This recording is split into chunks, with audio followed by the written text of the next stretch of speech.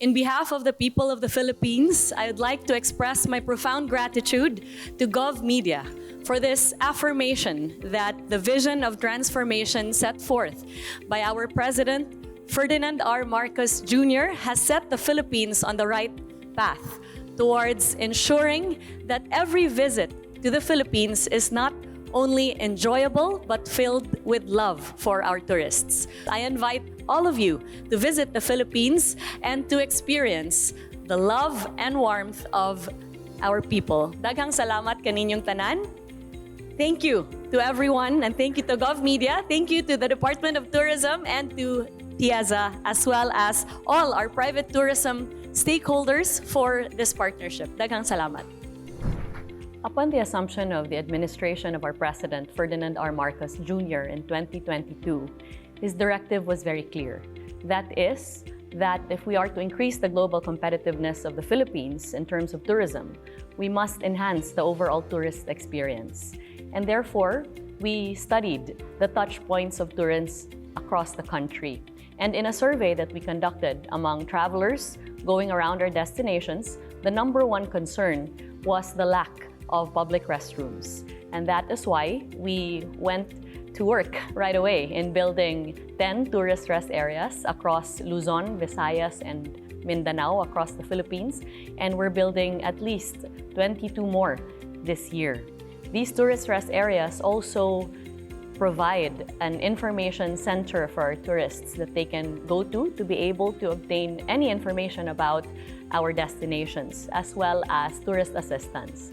And it provides other amenities that would make the journey of every tourist comfortable and convenient, such as a charging station, persons with disabilities facilities, as well as a center where you can buy local delicacies and local goods in our souvenir shop that present the goods of local small and medium enterprises.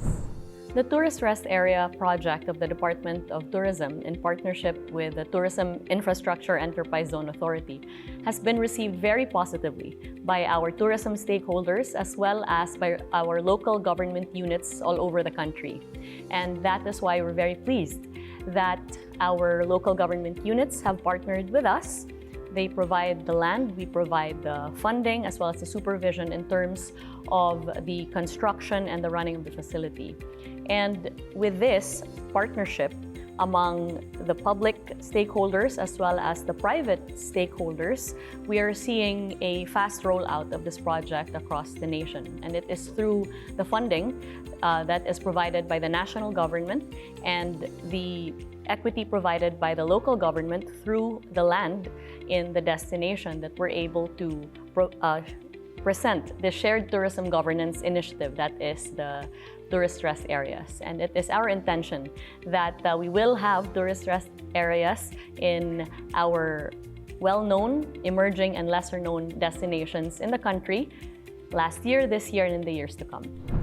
In the Philippines, we recognize that the greatest asset of Philippine tourism are no other than our Filipino tourism workers. Filipino hospitality is renowned all over the world. And what makes the Filipino Brand of Service Excellence program unique is that it is anchored on Filipino values, and it seeks to institutionalize this hospitality that we're very well known for. The FBSE program perpetuates among our Filipino tourism workers and those working around the tourism value chain our values of Filipino hospitality that include our reverence for the divine, our care for the community, the love and joy with which we serve others, and this sense of always going beyond the call of duty. We're also under the umbrella of sustainable tourism in our aspirations towards tourism transformation. And that is why the FBSE program also strongly advocates for care for the environment among our Filipino tourism workers.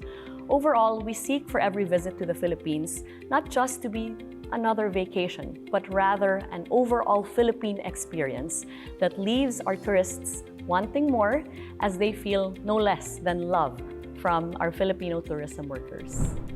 Well, first of all, the FBSE program, which had been in existence for over a decade when we came in 2022, had managed to train around 13,000 workers. and recognizing the values of this program and how important it is in terms of the tourism transformation envisioned by our president, we set the ambitious goal of training over 100,000 Filipino tourism workers. And with such a positive response from our tourism stakeholders all over the country, in 2023, we managed to train over 127,000. As of today, there are now over 197,000 Filipino workers trained in this Hospitality Excellence program.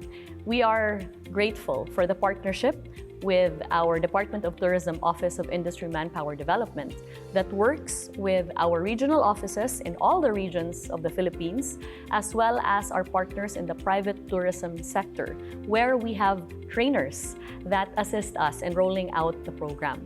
And so we are infusing investment and funding into this program in order to ensure that budget is always present to train as many Filipino tourism workers as possible, not only in our well-known destinations, but even including our emerging and lesser-known destinations.